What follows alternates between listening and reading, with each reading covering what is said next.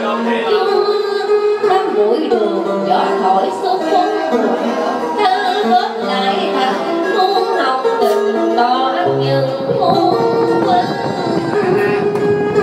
Tên tuổi của nàng đã đi vào trong lịch sử, nàng là hoa voi đẹp nhất vườn hồng.